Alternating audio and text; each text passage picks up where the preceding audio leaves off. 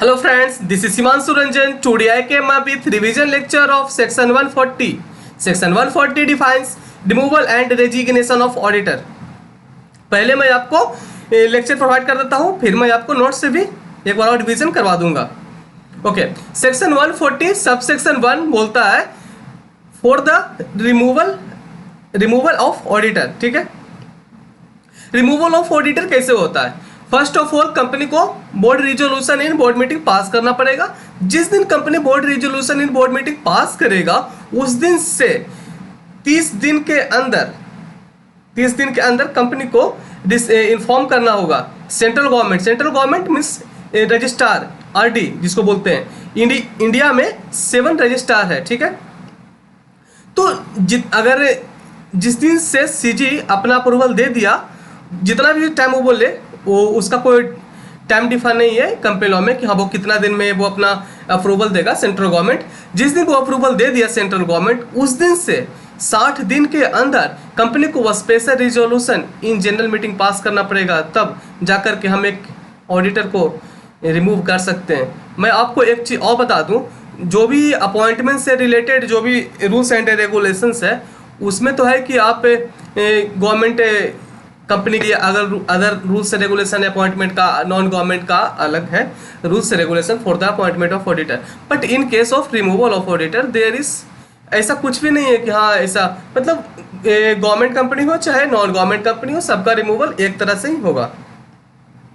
और फिर एक और होता है आईएफएससी कंपनी का रिमूवल. जो कंपनी आईएफएससी कंपनी है, जो कि आईएफएससी इंडिया में गांधीनगर में है, गुजरात में, तो उन लोग उस कंपनी का जो रिमूवल होगा ऑडिटर, उसका रिमूवल होगा, उसमें भी पहले बार तो board resolution in board meeting pass करना पड़ेगा. जिस दिन board resolution in board meeting pass हो जाएगा उस दिन से कंपनी को 30 दिन के अंदर सेंट्रल गवर्नमेंट को इन्फॉर्म करना पड़ेगा. इन एडीटी फॉर्म नंबर है ADT 2, तो इन्फॉर्म करना पड़ेगा. अगर सेंट्रल गवर्नमेंट 60 दिन के अंदर अगर अपना अप्रूवल दे दिया तब तो ठीक है, उस अप्रूवल दे दे तब तो ठीक है कि 60 दिन के अंदर ही फिर special resolution in general meeting pass करके हम एक ऑडिटर को रिमूव कर सकते हैं. बट इन केस ऑफ जो सेंट्रल गवर्नमेंट है वो 60 दिन तक अगर अपना अप्रूवल नहीं देता है तो ऐसा अज्यूम कर लिया जाएगा, मतलब डीम्ड कर दिया जाएगा कि सेंट्रल गवर्नमेंट अप्रूवल दे दिया है. तो 60 दिन वहाँ से ओवर होने के बाद 3 महीना तक आप एक special resolution in general meeting pass करें और ऑडिटर को रिमूव कर सकते हैं. ये जो मीटिंग होगा वो एक्स्ट्राऑर्डिनरी जनरल मीटिंग होगा. ठीक है, मैं आपको एक बार डिफाइन मतलब पूरा सेक्शन 141 आपको पूरा बता दिया. अब मैं इसको नोट से एक बार बता देता हूँ. सेक्शन 140 बोलता है, section 140 company act 2013 came into force 1 अप्रैल 2014 को आया, which provides for the removal resignation of auditor and giving a special notice according to this section. बोलता है कि the auditor appointed under section 139 may be removed from his office before the expiry of his term only by a special resolution of the company. Special resolution करके ही आप हटा सकते हैं. And after obtaining the previous approval of central government by making application E form ADT 2 shall be occupied with the prescribed fees. ठीक है, पहली बार तो company को बोर्ड रिजोल्यूशन पास करना पड़ेगा, उसके बाद ही जाकर के आप सीजी अप्रूवल ले लेंगे, उसके बाद जाकर के आप स्पेशल रिजोल्यूशन पास करिएगा. फिर बोलता है कि the application shall be made to the central government within 30 days of the resolution passed by the board meeting. यहाँ पे देखिए, पहले आपको ए लाइन देना चाहिए था, उसके बाद ए लाइन देना चाहिए था, बट जो भी हो, पहले बोर्ड रिजोल्यूशन पास होगा, उसके बाद 30 दिन के अंदर सेंट्रल गवर्नमेंट को इन्फॉर्म करेंगे, सेंट्रल गवर्नमेंट अप्रूवल दे देगा, उसके बाद special resolution in general meeting 60 दिन में करवा करके आप ऑडिटर को रिमूव कर सकते हैं. फिर बोलता है the company shall hold the general meeting within 60 days of receipt of approval of the central government, बोला है, और for passing the special resolution. फिर बोलता है कि every special resolution is required to be filed in E form. वो जो special resolution जो भी पास होगा वो उसका फॉर्म नंबर है MGT 14. और जो भी ऑडिटर जो रिमूव होगा ना, उसको अपॉर्चुनिटी ऑफ विंग हार्ड देना पड़ेगा. यहाँ पे लिखा है giving opportunity of wing hard. जो अपॉर्चुनिटी ऑफ विंग हार्ड है उसको ऑडी अल्ट्रम पर्ट्रम बोला जाता है. ऑडी अल्ट्रम पर्ट्रम बोला जाता है. बोलता है ये कि before taking any action for the removal of auditor before the expiry of his term the auditor concern shall be give reasonable opportunity of wing hard. It enable opportunity of being heard देना पड़ेगा एक auditor को remove करने से पहले, means उसका सुनना पड़ेगा कि हाँ वो क्या किया, क्या उसका गलती था, वो क्या कहना चाहता है, उसका सब सुन करके ही आप उसका रिमूव कर सकते हैं।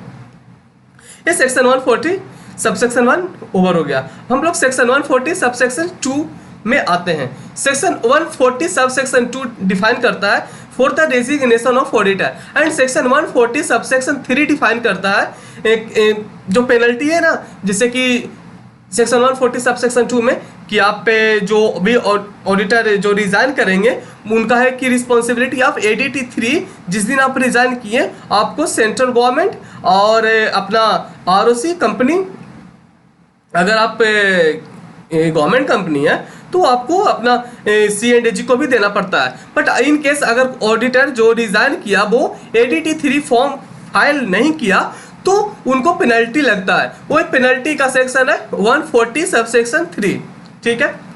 वो पेनल्टी है 50,000 रुपया कम से कम, या ऑडिटर का जितना रेम्यूनरेशन है व्हिचएवर इज लोअर, ठीक है।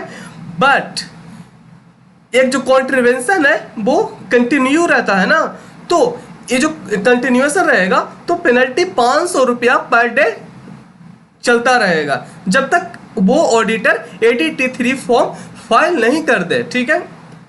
बट मैक्सिमम 5 लाख तक ही एक ऑडिटर फाइन दे सकता है, ठीक है। हम लोग अब नोट से देखते हैं। Designation of by the auditor section 140 subsection 2 and subsection 3 for the penalty, ठीक है। बोलता है कि if the auditor has resigned from the company he shall file a period of 30 days from the date of resignation a statement in the form ADT 3 with the company. जिस दिन एक auditor company से resign करेगा उस दिन से 30 दिन के अंदर कंपनी को ADT 3 फॉर्म फाइल करना पड़ेगा, कंपनी को भी फाइल करना पड़ेगा और रजिस्ट्रार मींस ROC को भी फाइल करना पड़ेगा। फिर बोलता है कि in case of a government company और company controlled by central government, state government और the auditor shall file such a statement with the controller and auditor general of India also along with the company and registrar। बोलता है कि अगर जो auditor जो resign किया वो अगर वो गवर्नमेंट कंपनी से अगर रिजाइन करता है तो गवर्नमेंट कंपनी से अगर रिजाइन किया तो फिर उसको कंपनी को तो देना ही पड़ेगा, उसको ADT 3 फॉर्म और रजिस्ट्रार को भी देना पड़ेगा और उसके साथ साथ उसको C&AG को भी देना पड़ेगा, ठीक है। यही बोलता है इन केस ऑफ गवर्नमेंट कंपनी। तो पहले तो हम लोग ये जान लेते हैं कि गवर्नमेंट कंपनी होता क्या है। Government company defined as per section 2 clause 45 of the company act 2013 में गवर्नमेंट कंपनी को डिफाइन किया है। उसने बोलता है कि जो सेंट्रल गवर्नमेंट होते हैं वो स्टेट गवर्नमेंट होते हैं या दोनों में बीच acquire not less than minimum 51% of the paid up share capital. किसी कंपनी में अगर minimum 51% of the paid up share capital whether held by the central government और स्टेट गवर्नमेंट के पास अगर होता है या लोकल अथॉरिटी के पास होता है या दोनों मिलाकर के होता है तो उसे हम लोग गवर्नमेंट कंपनी बोलते हैं। तो ये गवर्नमेंट कंपनी का बोलता है कि अगर कोई ऑडिटर गवर्नमेंट कंपनी से अगर रिजाइन करता है तो उसको 30 दिन के भीतर ADT 3 फॉर्म कंपनी को, ROC को और C&AG को फाइल करना पड़ेगा, कंपलसरी है।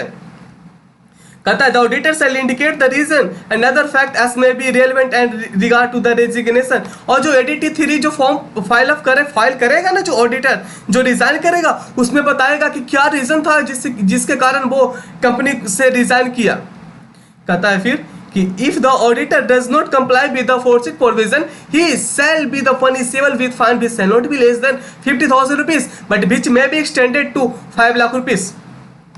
मैं आपको यहाँ पे एक बता दूं 2019 में यहाँ पे अमेंडमेंट आ चुका है, बट यहाँ पे जो इंस्टीट्यूट का मैटर वो अभी अमेंड नहीं किया, तो यहाँ पे आप रेक्टिफाई कर सकते हैं। जो पनिशमेंट है कि जो ऑडिटर है जो ADT 3 फॉर्म अगर कंपनी ROC या इन case of a government company ROC और C&AG को अगर नहीं देता है तो ये जो कॉन्ट्रीवेंशन करता है जो 50,000 रुपया तो मिनिमम होगा ही। अगर जो कॉन्ट्रीवेंशन करेगा तो 50,000 रुपया प्लस 500 रुपीज पर डे का कंटिन्यूएशन पेनल्टी लगेगा एंड 5 लाख रुपया मैक्सिमम एक ऑडिटर के ऊपर फाइन लग सकता है, ठीक है। यहां पे पेनल्टी है। फिर बोलता है section 140 subsection 4 special notice for removing auditor before the expiry of his term. Section 140 subsection 4 बोलता है कि if the retiring auditor has not completed A consecutive terms of 5 years or as the case may be 10 years in case of a firm, the special notice shall be required for a resolution at annual general meeting appointing a person other than retiring auditor or providing especially that on receipt of a notice। कुछ खास नहीं है, हम लोग यहीं पर रखते हैं सेक्शन 140 सब सेक्शन 1, 2, 3। ठीक है, आप लोग को मैं एक और चीज बता देना चाहता हूँ। एक फाइन होता है, एक और पेनल्टी होता है। ठीक है, जैसे यहाँ पे पेनल्टी है, यहाँ पे पेनल्टी दिया हुआ है। अच्छा, यहाँ पे फाइन लिखा हुआ है। ओके,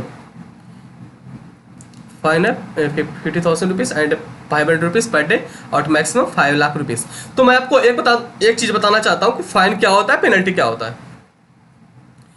फाइन वो चीज़ होता है जो कि कोर्ट डिसाइड करता है कि आपके ऊपर कितना फाइन आने वाला है। ठीक है, पेनल्टी कोर्ट डिसाइड नहीं करता है, पेनल्टी आरओसी रजिस्ट्रार डिसाइड कर देता है। इन केस ऑफ फाइन आप जेल जा सकते हैं, but in case of penalty आप जेल नहीं जा सकते हैं। यही होता है। जैसे आप लोग कभी कभी होता होगा कि आप ट्रेन पे ट्रैवल करते हैं, अगर आप टिकट बाय चांस नहीं कटवाते हैं तो आपका जो टीटी जो कुछ पैसा लेता है आप लोगों से, तो वो पेनल्टी होता है। मीन्स अगर रिसिप्ट देता है तो जो 250 जो लगता है ना, वो पेनल्टी होता है, बट उसे लोग फाइन बोलते हैं। वो फाइन नहीं, वो पेनल्टी है। So friends, section 140 is completed. Section 140 subsection 1 था removal of auditor, section 140 subsection 2 था resignation of auditor and section 140 subsection 3 था penalty for the contravention of filing ADT 3 form to the company ROC and in case of a government company ROC and C&AG. So section 140 is completed. So friends, if you like my lecture, then please like my videos and please share with your friends, and most important, please subscribe my channel. Thank you.